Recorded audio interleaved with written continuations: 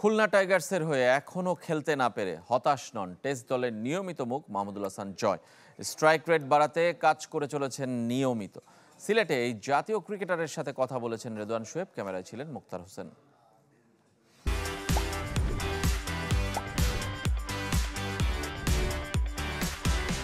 দর্শক, আমাদের সাথে আছেন জাতীয় দলের ক্রিকেটার মাহমুদুল হাসান জয়। টেস্ট খেলায় অর্থাৎ সাদা পোশাকে পরিচিত তিনি, পাশাপাশি খেলছেন খুলনা টাইগার্সের জার্সিতে। যদি এখনো পর্যন্ত ম্যাচ খেলা হয়নি তার, তবে তার দল কিন্তু দারুণ পারফর্ম করে যাচ্ছে। আমরা তার সাথে কথা বলবো। জয়, দলের এই পারফরমেন্সে আপনি কতটুকু সন্তুষ্ট এবং আপনি নিজে একাদশে জায়গায় পাওয়ার ব্যাপারে কতটুকু আশাবাদী?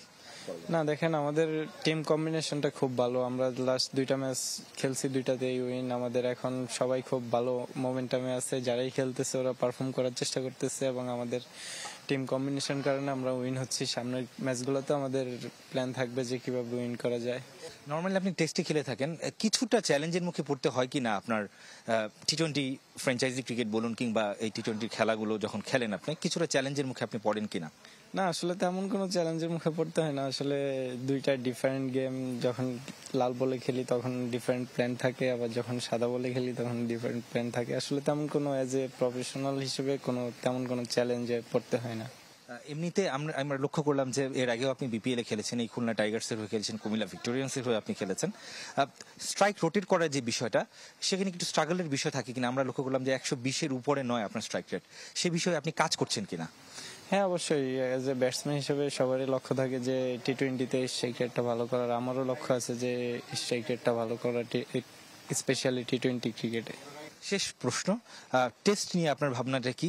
আমরা লক্ষ্য করলাম যে 15 ইনিংস অলমোস্ট হয়ে গেল, আপনার লাস্ট হাফ সেঞ্চুরিটা এসেছে। টেস্ট নিয়ে আপনি কি চিন্তা করছেন, যেহেতু আপনি টেস্টে নিয়মিত অন্যান্য যে সেক্টরগুলো আছে বা ডিপার্টমেন্টগুলো আছে সেই তুলনায়? হ্যাঁ, আসলে যখন আমাদের সামনে আরো কয়েকটা টেস্ট সিরিজ আছে, সো ওইগুলো যখন আসবে ওইটার জন্য আলাদাভাবে প্রিপারেশন নিতে হবে, কিভাবে আরো আমার অ্যাভারেজটা ভালো করা যায় এবং আরো কিভাবে কনসিস্টেন্ট হওয়া যায়। অসংখ্য ধন্যবাদ আপনাকে। দর্শক, অবশ্যই এই মাহমুদুল হাসান জয়দের মতো ক্রিকেটারদের হাত ধরে বাংলাদেশ টেস্ট ক্রিকেটেও এগিয়ে যাবে এবং পাশাপাশি আমরা সব ফরম্যাটেই এই ধরনের ক্রিকেটারকে ভালো পারফরমেন্স তাদের কাছ থেকে দেখতে চাই। রেদওয়ান শোয়েব, চ্যানেল 24, সিলেট।